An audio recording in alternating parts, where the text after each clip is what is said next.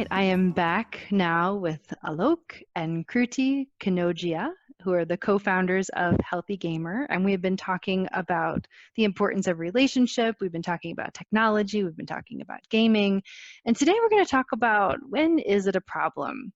And so, on your Healthy Gamer website, you have some of these aspects. So I just wanted to throw them out just for a conversation: physical health, emotional stability, social growth, real world outcomes, and mental health.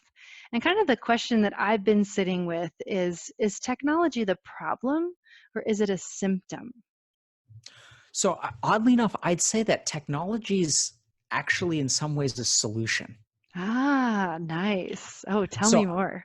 I think that technology does things for us that are important, right? So if we think about why a video game is fun, so there have been studies that show that video game addiction is different from other addictions because most addictions are about receiving a reward. Right, So if you use something like, let's say you're addicted to opiates, like when you use an opiate like heroin, you get high. right. And video games are actually different for one really important reason is and what they've found is that video games are more addictive based on the denial of the reward. So if we think Interesting. about what makes the game fun, it's that it's hard and you win in the end. If a game is too easy, then no one wants to play it. So what's addictive about video games, or what can really engross people, is that it's a challenge, right? And we're all wired to like want challenges to overcome things. As a society, we value accomplishment. Right, And our brain sometimes can't tell the difference between accomplishing something in a video game and accomplishing something in real life right. because our dopamine circuit either way. Because our And dopamine, so, can you say that again? yeah, so because our dopamine circuitry can't tell the difference between a real world reward and a video game, a virtual reward. There And are other so parts. dopamine, so just for the people who don't know, can you talk about dopamine really quick? Sure. So dopamine is our pleasure like neurotransmitter. So it's what, when it gets released, we tend to feel good. And there are other parts of us, for example, like our identity is we can tell the difference, like the part of our brain that has a sense of identity, we can tell the difference between accomplishing something in the real world and accomplishing something in the virtual world. But our primitive reinforcement circuitry, so the things that reinforce behaviors and make us feel good, can't tell the difference. And that's why games are fun, because we have fun, and anytime you're having fun, that releases dopamine. When I win first prize in a contest, I get a huge rush of dopamine. Ah, And when I beat a video game, I get a huge rush of dopamine. right. And so what we're beginning to see is that video games fulfill basic drives that our brain wants. Like they fulfill basic human drives. Video games now give us a sense of community, right? You have friends online, you meet them every week, you guys play together. You know, they give us a sense of accomplishment. They give us a sense of challenge. They give us a sense of exploration and curiosity. Mm-hmm. And so the real thing to understand about video games is that for your child, they're probably a solution to a lot of things. Mm. And when we kind of think about why is it how does it become a problem? It's when that becomes their exclusive solution. Right. And that solution starts to impact other parts of their life. When they're so close with their online friends that they start to develop social anxiety because they don't know how to interact with other people like in the Mm-hmm. real world. Right.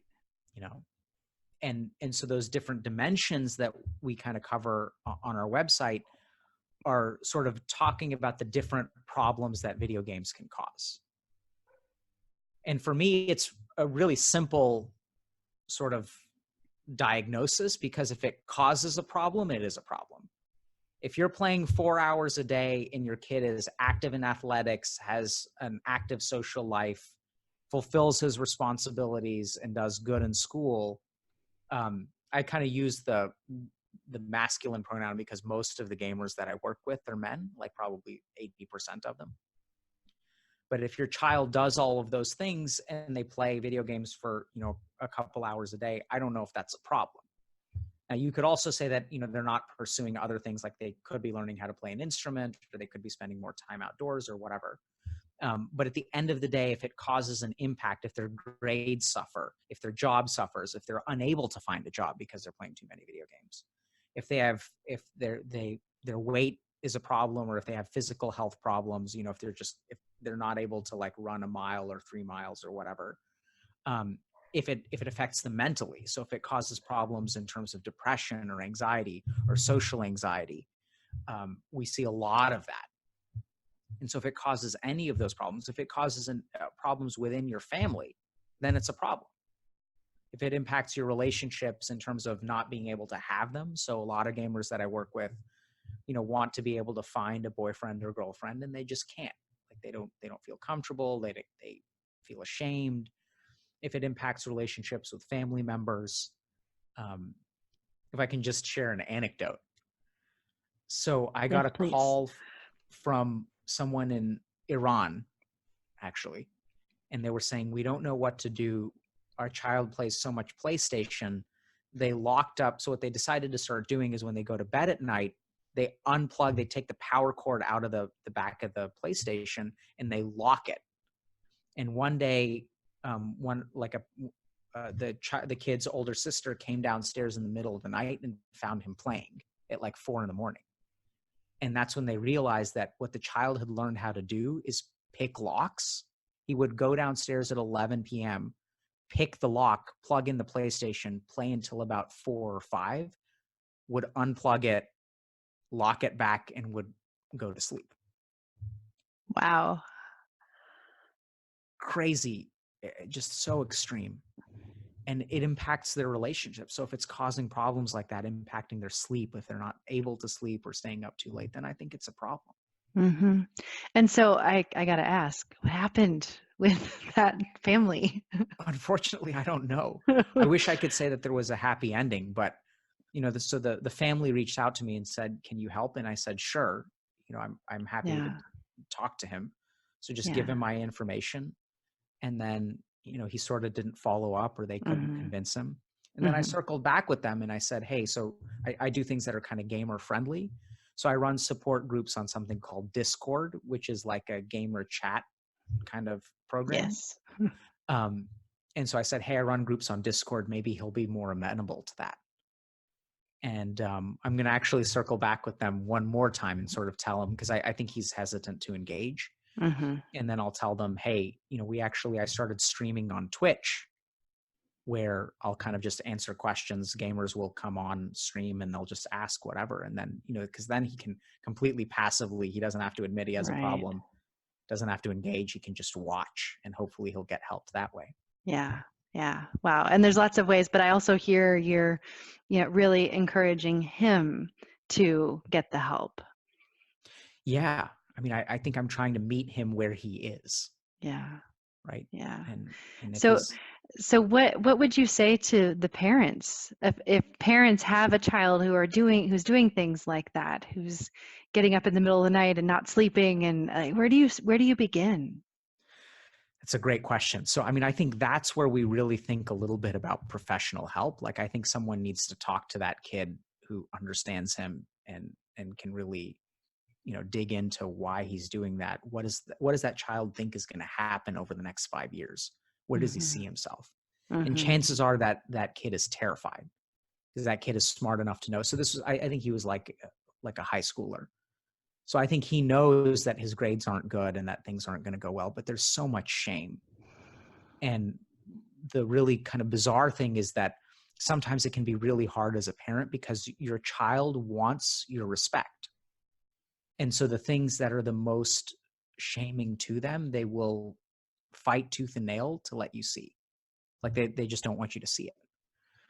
And so I think in that kind of case, if you really, so I do think trying to have a conversation with your child is a great place to start. Just talk to them about, why are you doing this? Like, what do you think is going to happen? Like, instead of just punishing them for it, start by like, where do you think this is going? Right. And then chances are the child will say, "Oh, it'll be fine. It's not going to be a big deal." They'll kind of they'll downplay it. They'll engage in some denial, and that's tough. Because how do you as a parent then, I think it's really delicate. And this is why I think a third party is helpful. Mm-hmm. Um, and the third party can kind of be a neutral party, right? And they can say, well, let's actually explore that. So when do you think it's going to change? How are your Mm-hmm. grades now? Do you think you'll go to college? How many places are you going to apply?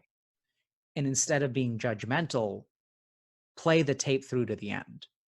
Accept their assumptions. Okay, you say everything's going to be fine. Like, how is that going to happen? Walk me through it. Mm-hmm. And I'd also advocate that parents, this is something that's really tricky, that you share your feelings without making judgments. So you can say that I'm having trouble being confident in knowing that this path is going to have you okay, because I think the trajectory that I see you on, I just don't see that happening. So, and this is where they say, therefore it's not going to happen and something needs to change. And so what I would actually advocate for parents to do is stop and say, you show me why I'm wrong. You convince me. I'm open-minded. So if you say that everything's going to be okay, fine. Walk me through it, because I don't see how that's going to happen. Mm-hmm. Right. And then the cool thing is that, it's not going to be okay. I think the parent knows that and the child knows that. Right. But you've got to Right. let them come to that realization. Right. And in the Right. process of trying to convince you, they may get more and more frustrated and kind of deny more. And they'll, if you can't really pin them down and they don't give you a plan, then you kind of comment on that. They're like, oh no, it's going to be fine. It's going to be fine. I'll figure things out. Like, I'll be fine. And then you kind of comment on that, and you can say, well, you keep on saying that you're going to be fine, but I'm asking you to convince me, and you're not able to actually like give me anything concrete. Right. You need some time to think about it. Right. What's going on here? Yeah. Yeah. But I like how what I hear you saying is you're having them connect with their child. They're connecting. And Yeah, so it's not, it's the judgmental piece is the thing that gets in the way of the relationship, because especially with older kids, we need to give them space to think through it absolutely. without us saying, God, you're going to flunk out. Yeah, You're not doing your homework. You're not sleeping at night. You're afraid to go out, blah, blah, blah, blah. And then they have tuned us out. absolutely. It's over. So you La, la, la, you la. you go on attack and they go on defense. That's And right. then you guys you're not allies, you're enemies. That's right. That's right. So Time. being able to say that and then giving them the opportunity. Yeah, go ahead, Kruti. I was going to say that I think one of the things that gets in parents' heads a little bit is time, because you feel like, okay, grades are coming out soon, or you need to start studying for the SATs, or it's time to apply for colleges with like these older kids. And so when time gets in your head, that's when parents start to panic and start to kind of go into that attack mode, because they're under pressure too. That's right. Um, and I think we talked a little bit about kind of the pros and cons of traditional therapy. I think there's a way to, what do you think? Is there a way for parents to kind of guide the therapy a little bit more to kind of go quicker? I think that the problem is that most therapists actually, I'm aren't going to know how to handle this. Right. And while there's definitely value to that, I think at the end of the day, I think the parent is the most important part. Right. And so one of the things that we do in we call it our action plan, for that situation where you think you need professional help and you either need to expedite it, or you're not 100% sure that the therapist really gets it. It's a little bit more directive, and it because time is the enemy here for this particular age. The goal is to condense that time frame from having to be in therapy for 16, 20 weeks before you see a lot of progress, and kind of accelerate that to be within 4 to 8 weeks. And when time gets in your head, it can be so panicky for everyone, right? Because that kid is like, I don't know, I get one more shot to take the SATs and that's it. Or like, you know. Well, just to be a little bit more concrete about what Kruti is saying. So I think the scenario that kind of pushed us in that direction is, you have a child, let's say they're a sophomore, they're starting their sophomore year of high school. If you look for a therapist, like wait times can be anywhere from like 2 to 6 months. And then it takes like weeks, if not months, if you're lucky, to sort of make a change. And before you know it, you're going into junior year with like bad grades, and you can't undo a GPA. Like there's nothing, you can do better in your junior year. Luck has tried. Yeah. I mean, I applied to medical school with a 2.5 GPA, and that's because I had less than a 2.0 GPA for 2 years of college. And despite 3 years of decent grades, like you just can never undo that. Yeah, so I think there is a very real sense of urgency that, your GPA is something that once you have your GPA, you can never undo it. And so what parents really feel is that like, this is a problem now that's going to create consequences that are going to really shape the trajectory of your child's future. And they're right. It's scary. And sometimes the mental health profession, the field just can't respond to the needs quick enough. Right.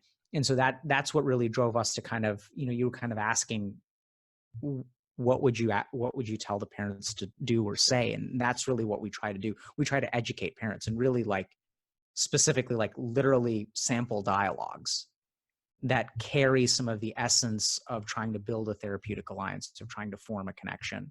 This is how you say it judgmentally. This is how you say it non-judgmentally. Right. Because that's really what they need to do, because their children are scared. Like many times there's fear, there's shame. And in order to create a productive connection, you first have to really like disarm that, because if that's working against you, they're just not going to open up. That's right. And if you try to punish them for it, that's just going to reinforce their sense that something is going wrong. Right. And so what I'm really hearing is that the most important thing is the relationship with the parents. Yes, there are times where we might need some extra support, information, other things, but it's that relationship with the parent that matters the most. Absolutely, Rebecca, because even if you find a therapist, the therapist is going to be with the kid for 1 hour a week. Right. Parent is going to be with the kid for 4 hours a day. Right. And even everything else is going to be structured by the parent too, like what time they wake up, what time they go to bed. So the parents are really the ones that are on the front lines, and that means that they have to do, they have to do most of the heavy lifting. Yep. Right. As a therapist, I can just tell you, having supportive parents who are like compassionate and thoughtful is like night and day. One of them feels like I'm going downstream, and one of them feels like I'm going upstream. Yep. Yeah. So we've been talking a lot about grades, but I think a lot of parents will see too, like you and Bob have been friends for 8 years. Why aren't y'all hanging out anymore? And like parents will see these things, you invest in your kid, right? You invest in cultivating these relationships, and then you see them fall apart because the kid is playing video games or doing something else, right? And so it might not always be the grades that is the worrying factor. It can be this like social isolation that you might see. And for better or worse, not all friendships are forever, and that's fine. But, I think parents can kind of trust their intuition a little bit too, where like they can kind of see like something is wrong. And that's why we kind of look at emotional health, social health, physical health, mental health, and real world outcomes. Grades is kind of one of 5 things that you would want to look at. That's right. That's right. Yeah, and I really appreciate what you just said about parents trusting their intuition. You know your child best. You know your family. You know when something isn't working, and trust yourself. Yeah, absolutely. Yeah. And if it is working, trust yourself. Yes. If everyone around you is like, you should be worried because your kid is playing too much, you know what's too much. That's right. And like there's no reason to give in to panic on the same side of that coin, right? So yeah, trust yourself. And if you're at a loss of for words, if you are at a loss for like exactly how you would think about this, we have some frameworks that can help with that. But for the most part, I think parents, they know what's going on. Yeah, that's right. Yeah. So we've been talking with Alok and Kruti Kanogia with Healthy Gamer, and we will be back tomorrow with setting goals as a family and supporting the gamer.